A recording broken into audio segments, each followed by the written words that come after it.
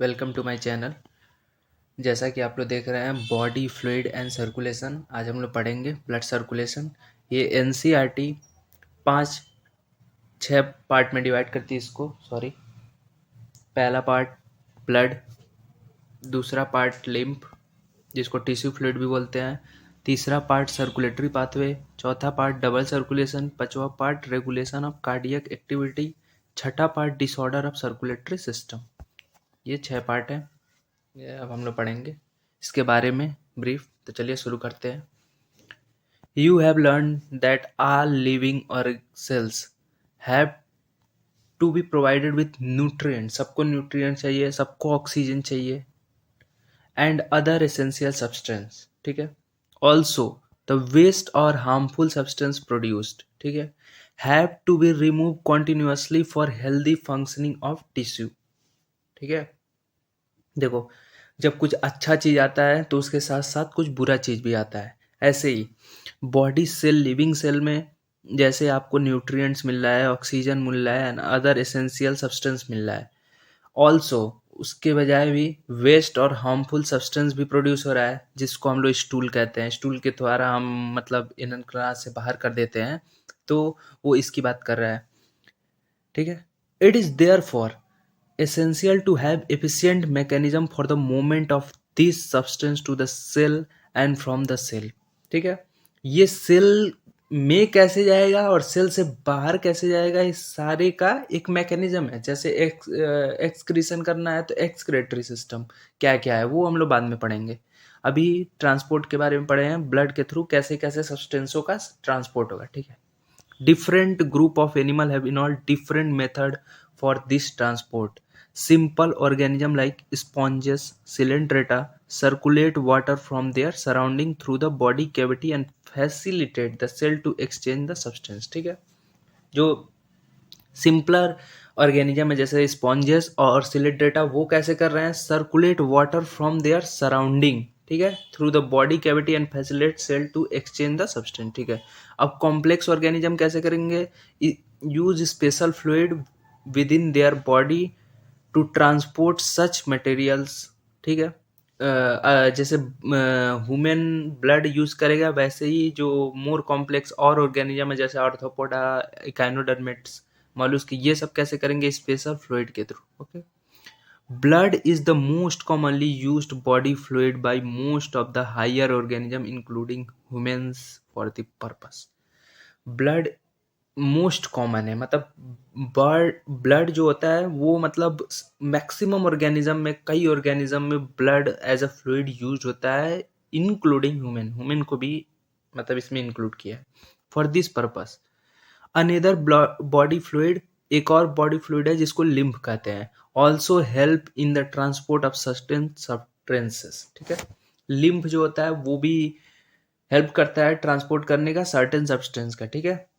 in this chapter you will learn about the composition and property of blood and lymph। उसी के बारे में हम लोग ब्रीफ में इसमें पढ़ेंगे इस चैप्टर में।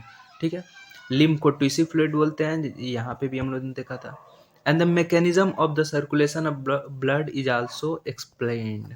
तो इतने में ये बताया, हम लोग इसमें क्या क्या पढ़ेंगे, सिंपलर सब्सटेंस और कॉम्प्लेक्स ऑर्गेनिज्म कैसे कैसे यूज करते हैं। ठीक है। तो पहला 15.1 का पहला ही है ब्लड। ठीक है। Blood is a special connective tissue, याद रखिएगा। कनेक्टिव टिश्यू जैसा कि आप पीछे पीछे वाली चैप्टर में पढ़ेंगे, तो उसमें कनेक्टिव टिश्यू एक फ्लूइड कनेक्टिव टिश्यू, एक अकेला ब्लड ही होता है और कोई फ्लूइड कनेक्टिव टिश्यू नहीं होता है। वो आप लोग पीछे वाली चैप्टर में एनसीईआरटी में पढ़ेंगे। Consisting of a fluid matrix, plasma and formed element. ठीक है। ब्लड जो है ये स्पेशल कनेक्टिव टिश्यू है। क्यों स्पेशल है, क्योंकि ये फ्लूइड कनेक्टिव टिश्यू है और सारे फ्लूइड कनेक्टिव टिश्यू नहीं होते। ठीक है। ये एक अकेला फ्लूइड कनेक्टिव टिश्यू है। ठीक है। कंसिस्टिंग ऑफ, ये क्या कंसिस्ट कर रहा है, फ्लूइड मैट्रिक्स जो उसका कंपोनेंट है, प्लाज्मा एंड फॉर्म्ड एलिमेंट। अब एक एक को हम लोग पढ़ेंगे। जैसे पहला है प्लाज्मा। ठीक है। Plasma is a straw coloured viscous fluid constituting of nearly 55% of the blood. ये ब्लड है। ब्लड में 55% क्या आ गया, प्लाज्मा। ठीक है। बचा कितना, 45%। ओके, याद रखिएगा ये।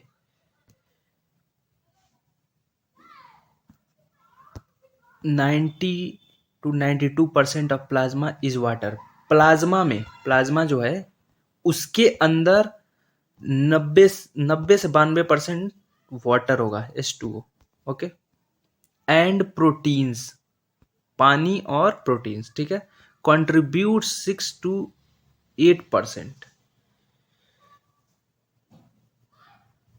देखो, 90 से 92% प्लाज्मा में क्या होगा, वाटर, और प्रोटीन कितना होगा, 6 से 8% प्लाज्मा में, ठीक है।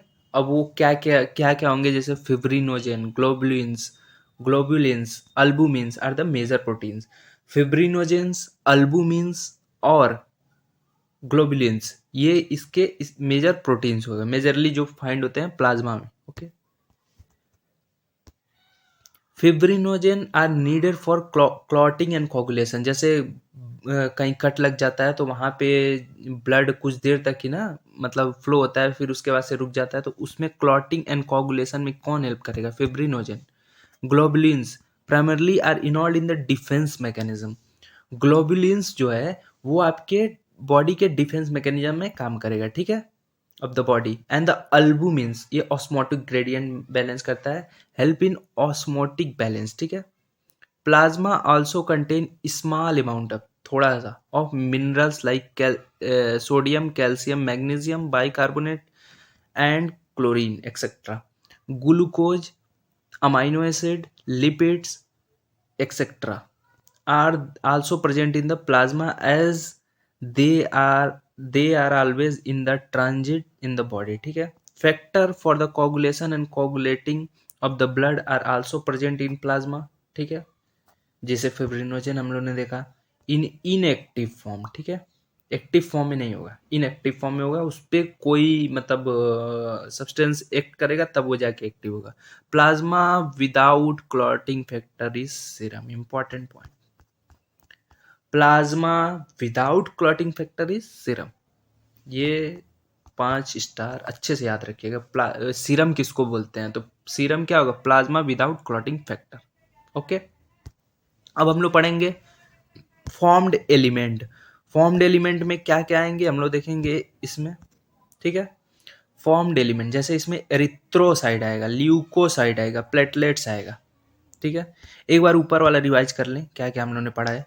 देखिए, प्लाज्मा में क्या क्या हम लोगों ने पढ़ा। प्लाज्मा में पढ़ा कि plasma is a straw colour viscous fluid, जिसमें 55% ऑफ ब्लड को, मतलब ब्लड में 55% प्लाज्मा होता है, और प्लाज्मा में 90 से 92% वाटर होता है, प्रोटीन 6 से 8% होता है, और इसमें कुछ मेजर जो प्रोटीन्स बताया गया, फिब्रिनोजेन, ग्लोबुलिन्स, अल्ब्यूमिन्स, ठीक है।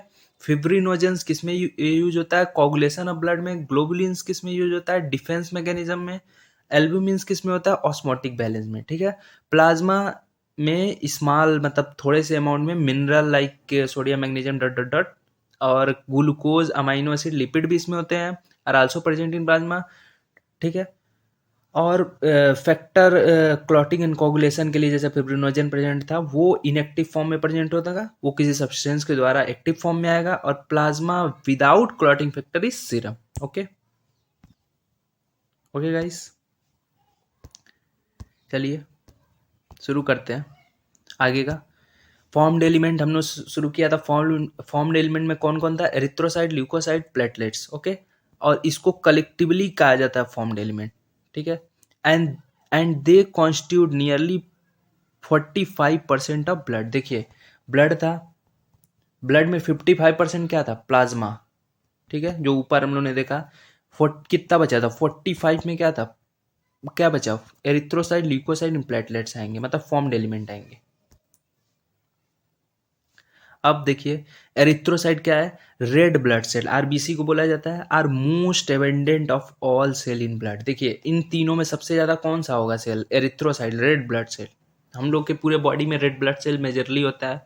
A healthy adult man has on an average 5 million to 5.5 million of RBC metre cube of blood, ठीक है। इतना ब्लड एक एवरेज मैन में होता है। RBC are formed in red bone marrow, हम लोग को सबको पता है कि बोन मैरो में आरबीसी का प्रोडक्शन होता है इन एडल्ट्स। देखिए एनसीईआरटी कई चीज छुपा छुपा के बोलता है, जैसे इसमें दिया है कि आरबीसी कहाँ फॉर्म होता है, बोन मैरो में, लेकिन एक चीज और लिखा है एडल्ट्स। जैसे हम आप लोगों ने अगर कहीं कोचिंग करते होंगे या कहीं तो आपको पढ़ाया गया होगा कि जब आप बच्चे रहते हैं तो स्प्लीन में भी बनता है, लीवर में भी बनता है, वही मतलब अलग अलग चीज़ है। ठीक है, हम एनसीईआरटी पे ही रहेंगे। RBC are devoid of nucleus in most of the mammal and biconvex in biconcave in shape. ये क्या बता रहा है, डिवॉइड ऑफ न्यूक्लियस मतलब क्या हुआ, इसमें न्यूक्लियस नहीं होता है। क्यों नहीं होता है, क्योंकि इसमें पहली बात न्यूक्लियस नहीं होगा तो एनारोबिक रिस्पायरेशन होगा, और इसमें और सब सब्सटेंस के लिए जगह बनाने के लिए इसमें से न्यूक्लियस हटा दिया जाता है। They have a red coloured iron containing complex protein called haemoglobin. ठीक है, इनके पास लाल कलर का आयरन कंटेनिंग कॉम्प्लेक्स प्रोटीन होता है जिसको कॉम्प्लेक्स प्रोटीन कॉल्ड हेमोग्लोबिन। ठीक है, hence the colour and the name of this cells. ठीक है, अ हेल्दी इंडिविजुअल है 12 से 16 gram of haemoglobin in every 100 ml of blood. याद रखिएगा, ए हेल्दी इंडिविजुअल हैज 12 से 16 gram of haemoglobin in every 100 ml of blood. ठीक है, these molecule play a significant role in transport these molecule play a significant role in the transport of respiratory gases। ठीक है, RBC have a average life span of 120 days, important है, after which they are destroyed in the spleen grave, जिसको graveyard of RBC बोला जाता है। अब हम लोग पढ़ेंगे ल्यूकोसाइड। ठीक है, ल्यूकोसाइड जो होता है, ल्यूकोसाइड मतलब डब्ल्यूबीसी। डब्ल्यूबीसी किस में आपने क्या पढ़ा है, डब्ल्यूबीसी क्या करता है, ये आपके जो फॉरेन सब्सटेंस बॉडी के अंदर एंटर करेंगे उनसे फाइट करेगा, मतलब ये आपके फाइटिंग सेल है, तब ये आपके सोल्जर हैं आपके बॉडी के अंदर। ठीक है, leucocyte are also known as white blood cell as they are colourless. Colourless है, वाइट कलर का है, due to lack of haemoglobin. Colourless क्यों है, हेमोग्लोबिन इसमें नहीं प्रेजेंट रहता है, जो एक प्रोटीन टाइप में चीज था जो कहाँ प्रेजेंट था, आरबीसी में। ठीक है, आरबीसी किसका पार्ट था, एरिथ्रोसाइट का। ठीक है, दे आर न्यूक्लिएटेड, याद रखिएगा, उधर वाला ऊपर वाला एरिथ्रोसाइट क्या था, डिवॉइड ऑफ न्यूक्लियस था, मतलब उसमें न्यूक्लियस नहीं थी। इसमें क्या है, ल्यूकोसाइट में क्या है, न्यूक्लिएटेड, मतलब इसमें न्यूक्लियस है, and are relatively lesser in number which average. और सबको पता है कि पहले पे कौन आएगा, एरिथ्रोसाइट, और सब जो दो हैं वो थोड़े कम होते हैं एरिथ्रोसाइट के मुताबिक। तो relatively lesser in number which average 6000 से 8000 mm³ ऑफ ब्लड। ल्यूकोसाइड है जनरली शॉर्ट लिव, मतलब शॉर्ट लिव्ड होते हैं, मतलब लाइफ स्पेन कम होती है इनकी। We have two main category of WBC. ठीक है, ग्रेनुलोसाइट एंड ए ग्रेनुलोसाइट। देखो जो डब्ल्यूबीसी होता है, ल्यूकोसाइट होता है, उसको दो प्रकार में हम लोग डिवाइड करते हैं, granulocyte and A granulocyte. A granulocyte, ठीक है, ग्रेनुलोसाइट मतलब जिसके पास न्यूक्लियस होगा, ए ग्रेनुलोसाइट मतलब न्यूक्लियस कम होगा या नहीं होगा। ठीक है, अब देखो ग्रेनुलोसाइट में तीन आते हैं, न्यूट्रो इस्नो बेसो, और वही एक ग्रेनुलोसाइट में दो आते हैं। तो आगे पढ़ते हैं हम लोग, neutro eosino baso are different type of granulocyte. ये तीनों ग्रेनुलोसाइट है। ठीक है, why lympho and mono, lymphocyte और मोनोसाइट क्या है, ए ग्रेनुलोसाइट। ठीक है, अब इसका वो पढ़ते हैं वर्क क्या क्या, किसका किसका क्या क्या होता है। न्यूट्रोफिल्स किसका पार्ट है, ग्रेनुलोसाइट का। ठीक है, न्यूट्रोफिल आर मोस्ट अबंडेंट, सबसे ज्यादा क्या होता है न्यूट्रोफिल्स, कितना 60 से 65% of total WBC. Basophil, basophil जो कि ग्रेनुलोसाइट का ही पार्ट है, वो सबसे कम होता है, कितना 0.5 से 1%। ठीक है, एमंग देम सब में। अब न्यूट्रोमोनोसाइट क्या करता है, 6 से 8% मिलके ये फैगोसिटिक सेल्स होते हैं। ठीक है, which destroy foreign organism entering in body.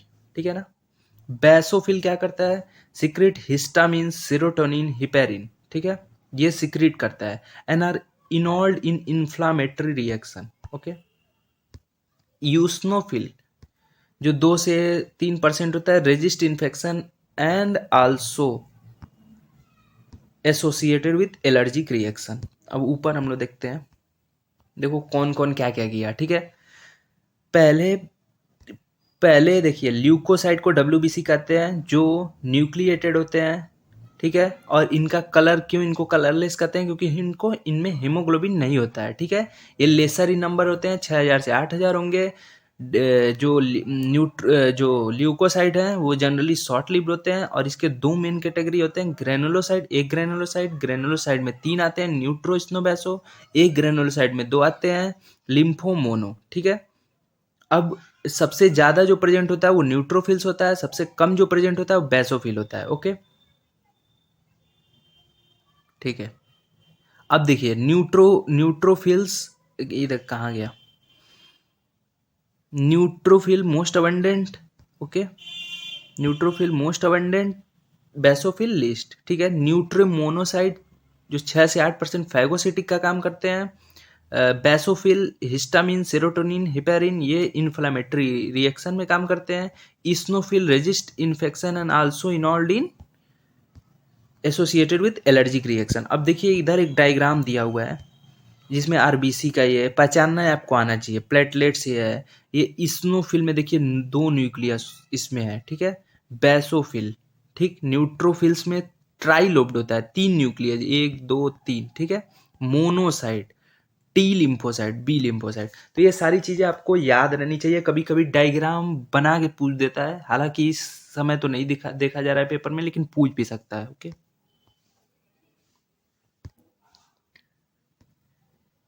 अब देखिए लिम्फोसाइट 20 से 25% आर टू मेजर लिम्फोसाइट में 2 B and T lymphocyte, both B and T lymphocyte are responsible for immuno response of the body, ठीक है। अब बचा क्या, हमारा एरिथ्रोसाइट हो गया, ल्यूकोसाइट हो गया, और एक बचा प्लेटलेट्स, ठीक है। Platelets are also called thrombocyte, are the cell fragment produced from the megakaryocyte, special cell of the bone marrow, ठीक है। ब्लड नॉर्मली कंटेन्स 1.5 लाख से 3.5 लाख प्लेटलेट्स होते हैं, ठीक है, normally. Platelets can release a variety of substance, most of which are involved in the coagulation and clotting of blood. A reduction in the number can lead to the clotting disorder which lead to the excessive loss of blood from the body. देखिए platelets, platelets की बात करें तो platelets का mainly काम होगा clotting and coagulation, ठीक है। और ये 1.5 लाख से 3.5 लाख नॉर्मली प्रेजेंट रहता है, और ये इनॉल्ड कोगुलेशन एंड क्लॉटिंग इसका मेनली काम होगा। अगर इसकी कमी हुई तो आपके में क्या होगा, क्लॉटिंग डिसऑर्डर होता जाएगा, ठीक है। हम लोग पढ़ेंगे ब्लड सर्कुलेशन, ब्लड ग्रुप, ठीक है। एज यू हैव नो, एक बार हम लोग डिस्कस कर लेते हैं ब्लड ग्रुप में क्या क्या होता है। जैसे देखिए ब्लड ग्रुप में A B O blood group होता है, आर एच ब्लड ग्रुप होता है। तो A B O blood group में ए ब्लड ग्रुप होगा, बी ब्लड ग्रुप होगा, ए बी ब्लड ग्रुप होगा, ए बी, और ओ ब्लड ग्रुप होगा, ठीक है।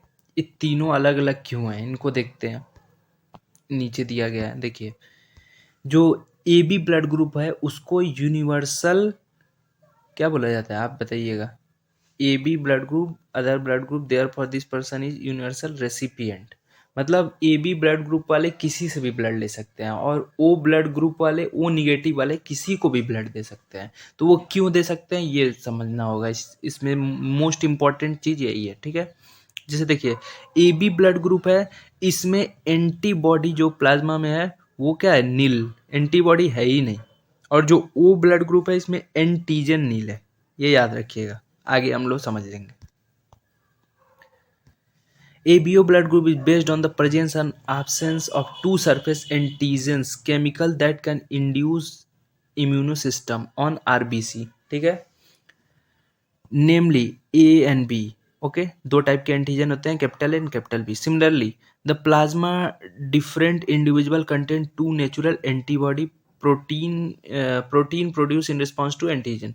The distribution of antigen and antibody in 4 group, ठीक है। एंटीजन और एंटीबॉडी 4 ग्रुप में है, A B O, ठीक है। टेबल में जो नीचे दिया है, you probably know that during blood transfusion any blood cannot be used. आपको पता है कि जब ब्लड चढ़ाया जाता है, ब्लड दिया जाता है हॉस्पिटल में, तो वो कोई भी ब्लड ऐसे रेंडमली नहीं चढ़ा सकते। पहले पेशेंट का ब्लड ग्रुप जानेंगे, फिर उसको क्या क्या लगेगा वो पता करेंगे, फिर उसके बाद से उसको ब्लड ग्रुप उसके हिसाब से चढ़ाएंगे। The blood of the donor has to be carefully matched with the blood of the recipient before any blood transfusion. जिसको दिया जा रहा है और जिसका दिया जा रहा है वो दोनों का मैच होना चाहिए ब्लड ग्रुप, तभी दिया जाएगा. The donor competitively is also shown. ठीक है, ये हमने देखा ही. जैसे देखिए ब्लड ग्रुप ए है तो इसमें एंटीजन क्या होगा, एंटीजन सेम होगा ए, और इसमें एंटीबॉडी क्या होगा, एंटी बी, बी के एंटी. ठीक है, और डोनर कौन कौन इसको दे सकता है, ए ब्लड ग्रुप वाला दे सकता है और ओ ग्रुप ब्लड ग्रुप वाला दे सकता है. ठीक है, ब्लड ग्रुप बी तो इसका एंटीजन सेम बी, और इसमें एंटी ए एंटीबॉडी बनेगी. ठीक है, मानो ए अगर ब्लड ग्रुप आएगा उसके एजाइंस्ट. ठीक है, और बी और ओ इसका क्या है, डोनर ग्रुप, मतलब बी वाले और ओ वाले इसको ब्लड दे सकते हैं. ठीक है, ए बी वाला क्या है, यूनिवर्सल रेसिपिएंट, तो ये किसी से भी ब्लड ले सकता है. तो इसमें एंटीजन ए और बी दोनों प्रेजेंट रहेंगे. ठीक है, बी वाला भी दे तब भी ठीक है, ए वाला दे तब भी ठीक है, और इसमें एंटीबॉडी क्या होगा, नील, एंटीबॉडी होगा ही नहीं. और देखिए ये ब्लड किसी से भी ले सकता है, ए बी से भी ले सकता है, ए से भी ले सकता है, बी से भी ले सकता है, ओ से भी ले सकता है. ठीक है, सबसे बुरा होता है ओ वालों के साथ. ओ सबको दे तो सकते हैं लेकिन ले केवल ओ से सकते हैं. ठीक है, ओ में एंटीजन क्या है, नील, एंटीबॉडी दोनों, मतलब एंटीबॉडी क्या करता है, जब कोई फॉरेन सब्सटेंस आएगा तो उसको क्या करेगा, किल करेगा. तो ए भी आएगा तब भी मार देगा, बी भी आएगा तब भी मार देगा. केवल वो किससे ब्लड लेगा, ओ से, और किसी से नहीं. Okay. From the above mentioned table, it is evident that O blood group can be donated to the person with any other blood group and hence O group individual is called universal donor. जैसे जो O blood group है वो किसी को भी blood दे सकता है लेकिन ले केवल सकता है O वाले से. ठीक है, person with AB group can accept blood from the person with A B as well as other blood group, मतलब ये किसी से भी ब्लड ले सकता है. Therefore such person are called universal recipient. Universal recipient किसको कहते हैं, ए बी को, और यूनिवर्सल डोनर किसको कहते हैं, ओ ब्लड ग्रुप को. ओके, देखिए हमने बताया था कि जो ब्लड ग्रुपिंग होती है दो प्रकार से होती है, ए बी ओ और आर एच. ठीक है, तो ए बी ओ हम लोग ने पढ़ लिया, ए बी एंड ओ. अब आर एच पढ़ लेते हैं, आर एच में क्या क्या होता है. ठीक है,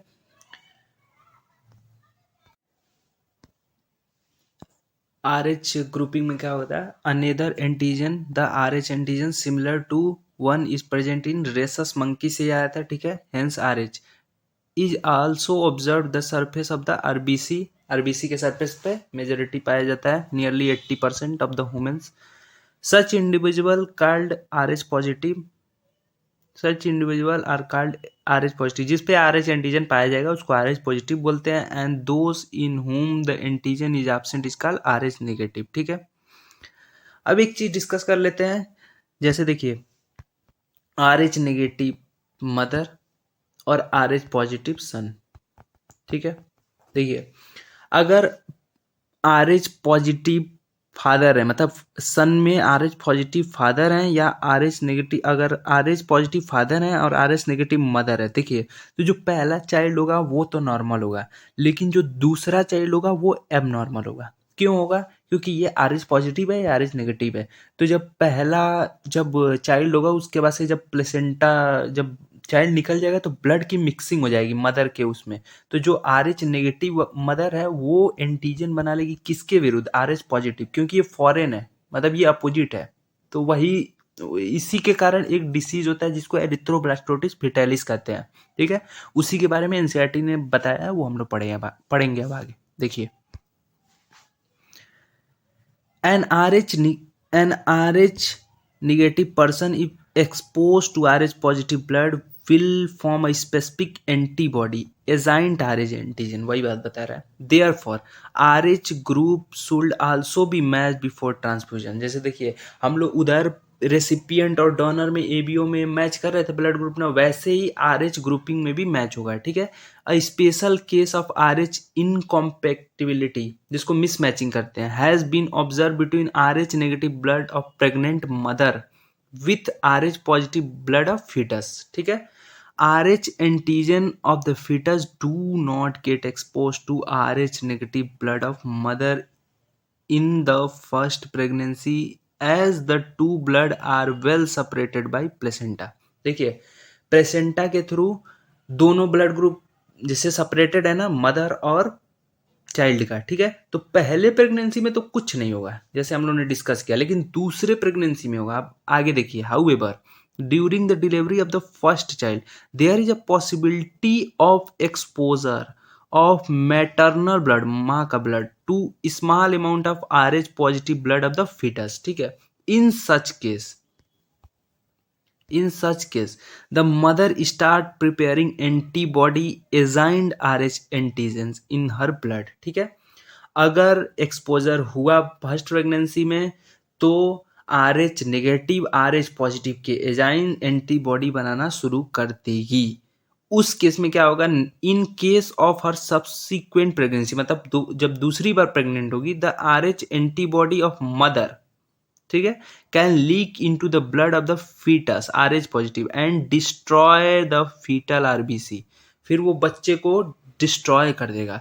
दिस कुड बी फैटल, इसमें बच्चा मर भी सकता है, टू द फीटस, और could cause severe anaemia and jaundice to the baby, ठीक है।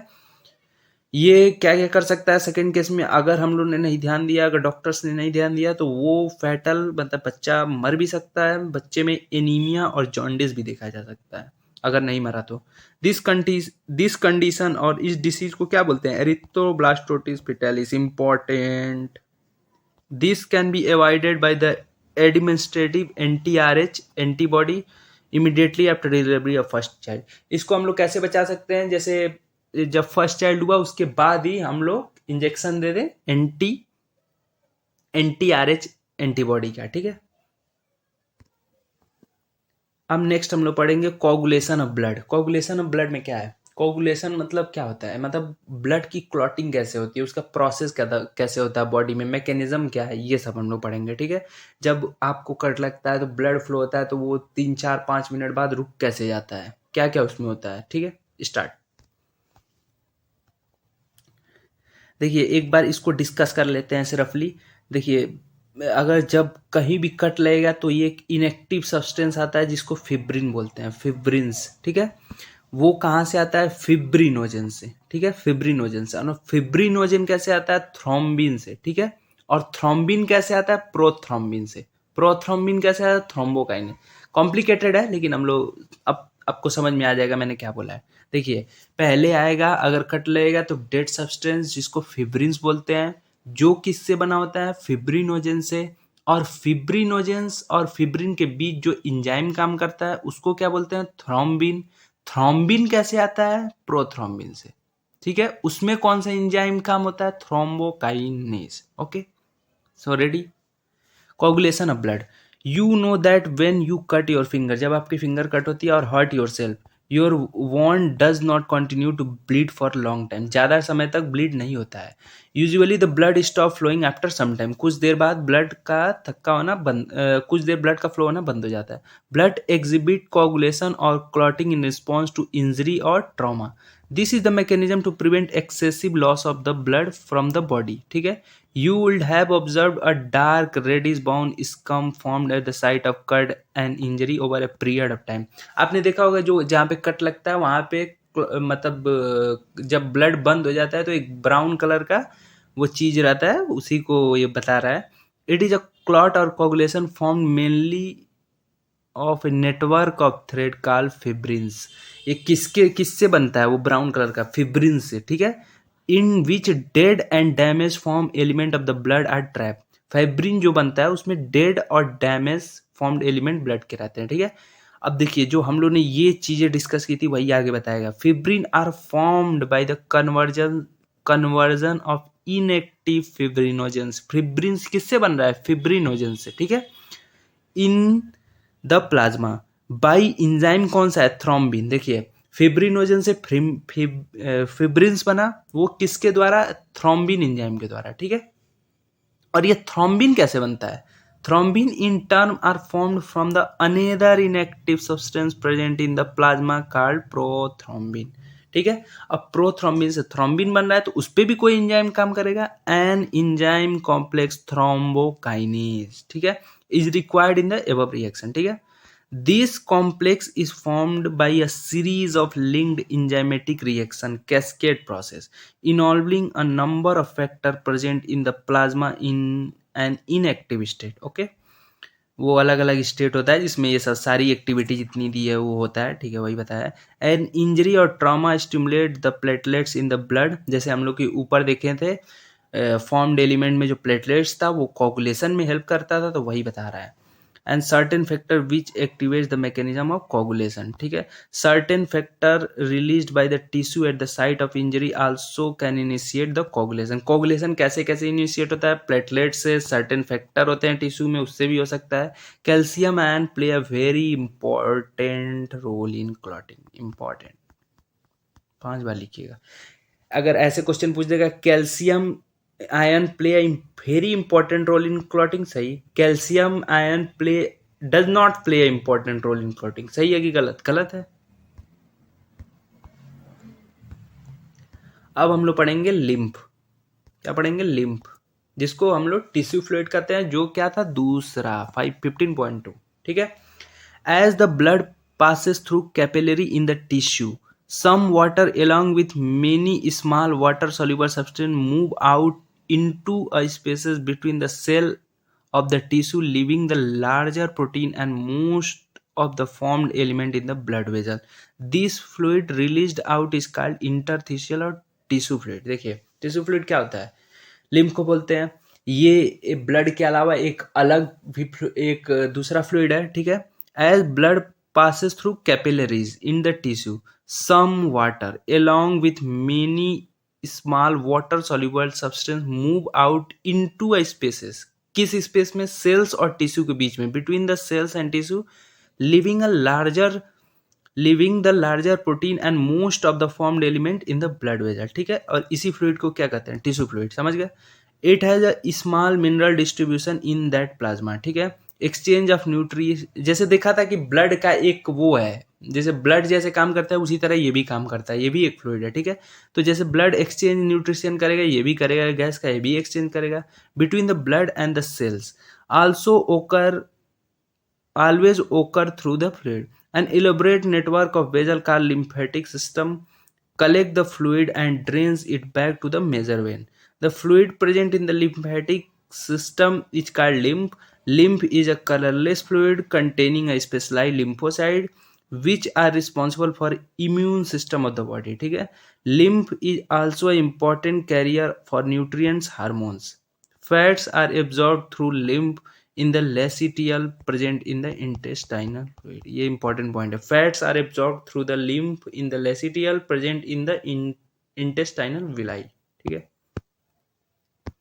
अब 15.3 में क्या था? Circulatory pathway. दो प्रकार से होते हैं, ओपन एंड क्लोज्ड. ठीक है. ओपन और क्लोज्ड सर्कुलेटरी सिस्टम. ठीक है. इस प्रेजेंट, देखिए ओपन किस में प्रेजेंट होता है, क्लोज किस में प्रेजेंट होता है. सर्कुलेटरी पाथवे जैसा कि हमने देखा ओपन और क्लोज दो प्रकार के होते हैं. Open circulatory system are present in arthropoda mollusc in which the blood is pumped by the heart passes through the large vessels into open spaces और बॉडी कैविटीज कॉल्ड साइनस. ठीक है. Open blood circular system, open circulatory system मतलब क्या होता है और ये किस में प्रेजेंट होता है? तो open circulatory system arthropoda and mollusca में प्रेजेंट होता है. इसमें क्या होता है, जो ब्लड है वो पंप्ड हार्ट से पंप होगा, ही कॉमन है, थ्रू लार्ज वेजल इनटू एक ओपन स्पेस रहेगा, वहां पे ब्लड वो होगा, मतलब जाएगा बॉडी कैविटी, और उसको हम लोग क्या कहते हैं? साइनस. ठीक है. अब क्लोज्ड किस में होता है? Annelida, chordata have a closed circulatory system in which the blood is pumped by the heart is always circulated through the closed network of blood vessels. मतलब इसमें ऐसे पाइप्स थ्रू होंगे, इसमें ब्लड जाएंगे, इसके थ्रू ट्रांसपोर्ट होंगे. ठीक है. और इसमें एक ओपन स्पेसेस में ब्लड फ्यूज होता है जिसको साइनस कहते हैं. ये ओपन ब्लड सर्कुलेटरी सिस्टम, इसमें पाइप या फिर जो भी कह लीजिए ट्यूब, उसके थ्रू ट्रांसपोर्ट होगा, इसको क्या कहते हैं? Closed circulatory system. Open circulatory system किसमें प्रेजेंट होता है? आर्थ्रोपोडा एंड मोलस्का में. क्लोज सर्कुलेटरी सिस्टम किसमें प्रेजेंट होता है? एनालिडा एंड क्वाड्रेटा में. ठीक है. This pattern is considered to be more advance, मतलब जो भी बोल दें, as flow of the fluid can be more precisely required. जैसे पाइप के थ्रू जा रहा है, मतलब एक ट्यूब के थ्रू, ब्लड वेजल्स के थ्रू जा रहा है, तो वो एक सिस्टमेटिक दिख रहा है, तो वो उसको मोस्ट एडवांटेजेस जो भी बोल सकते हैं बोल दें। All vertebrate process muscular chamber heart, सभी वर्टिब्रेट्स के पास मस्कुलर चेम्बर हार्ट होता है। Fish have a to chambered heart, fish के पास दो चेम्बर्ड हार्ट होता है जिसमें आर्ट्रियम और वेंट्रिकल आते हैं। एम्फीबियंस एंड रेप्टाइल्स, एम्फीबियंस और रेप्टाइल एक किसको छोड़ के, क्रोकोडाइल को छोड़ के तीन चेम्बर्ड हार्ट होते हैं इनके पास, ठीक है, with two atria and single ventricles, ठीक है। Whereas the crocodile birds and mammals, ठीक है, crocodile birds and mammals possess a four chambered heart, two artery and two ventricle, ठीक है। देखिए फिश में कितना है, two chambered heart.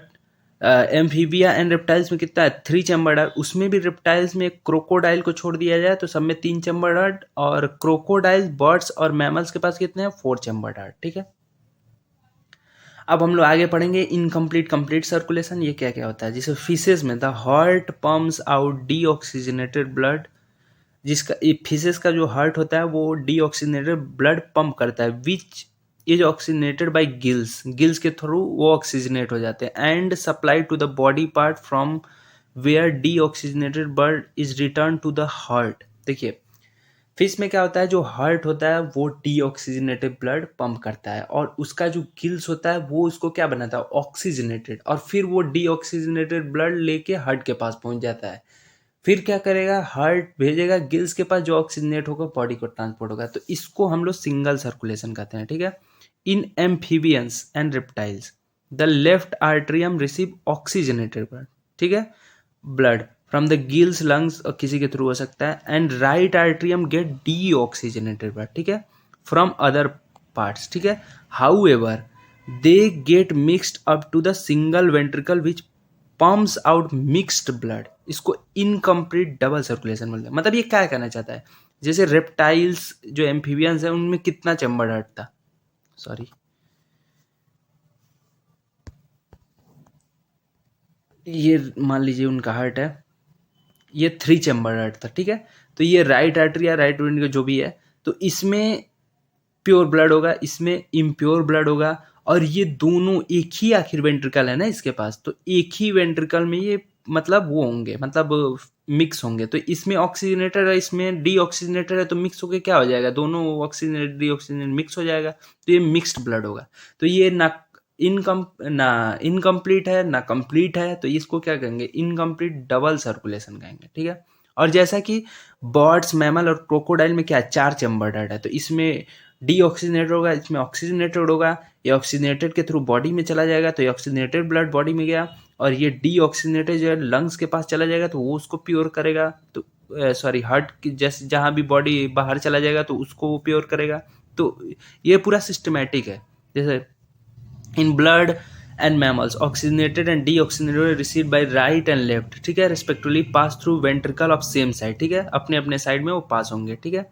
The ventricle pump it without any mixing. Two separate circulatory pathways are present in this organism. Hence, these animals have double circulation. ठीक है, इसको double circulation बोलते हैं, जो बर्ड्स और मैमल्स और क्रोकोडाइल में प्रेजेंट होते हैं। अब देखिए ह्यूमन सर्कुलेटरी सिस्टम, मतलब हम लोग जो है हमारा कैसा सर्कुलेटरी सिस्टम कैसे काम करता है ये सब पढ़ेंगे, ठीक है। जैसा कि आपको पता ही होगा, चार chamber, right left article ventricle. अब आगे पढ़ें। Human circulatory system is also called a blood vascular system consist of a muscular chamber heart, ठीक है। सबको पता है कि ऑल वर्टिब्रेट्स के पास होते हैं, तो हमारे पास होंगे a network of close branching blood vessels and blood the fluid which is circulated, ठीक है। हार्ट, हार्ट क्या है, कहाँ पे कैसे लोकेटेड है, कहाँ पे है, ठीक है। Heart, the mesodermally derived organ, is situated in thoracic cavity in between lungs, slightly tilted left, ठीक है। It has a size of clenched fist. Clenched fist मतलब क्या होता है, मुट्ठी, मतलब आप जब एक पूरा मुट्ठी जब पूरा बांध लेते हैं उसको, उसके साइज का अपना क्या है, heart. It is protected by double walled membranous bag called pericardium, जिसको पेरिकार्डियम बोलेंगे, इंक्लूजिंग द पेरिकार्डियल फ्लूइड, ठीक है। जो इसका double wall membranous bag like structure है उसको पेरिकार्डियम बोलेंगे, उसमें पेरिकार्डियल फ्लूइड होगा। आवर हार्ट हैज 4 चेम्बर, ठीक है। 2 relatively smaller upper chamber called atria and 2 larger lower chamber called ventricles, ठीक है। आर्ट्रिकल वेंट्रिकल्स। ए थिन, याद रखिएगा, a thin muscular wall called inter atrial septum separates the right and left artery. जैसे देखिए ये हार्ट है, 4 चैम्बर्ड हो गए, ये आर्ट्रिकल्स ऊपर वाले दोनों राइट लेफ्ट।